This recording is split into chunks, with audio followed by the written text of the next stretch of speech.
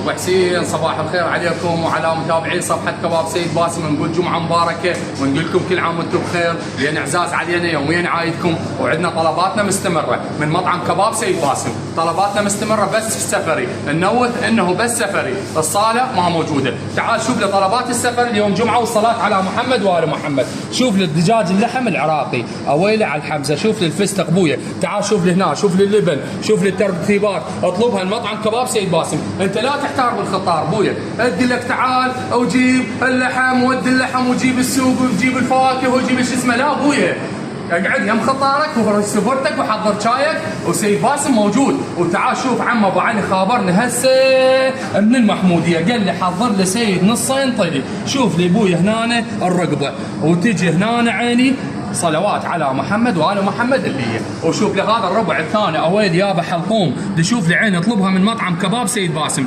تريد مشويات عندنا، تريد دليفري عندنا، تعال شوف لي هنا النوب ابو حسن خابرني يريد له 4 رباعه طلي. صلوات على محمد وآل محمد. شوف لي الحلقوم بويا، شو تريد؟ تريد مشويات، تريد بالارباعه، كل شيء عندنا يم مطعم كباب سيد باسم. اطلبها من مطعم كباب سيد باسم ولا تحتار بالخطار، ويبقى لحم الخروف معروف.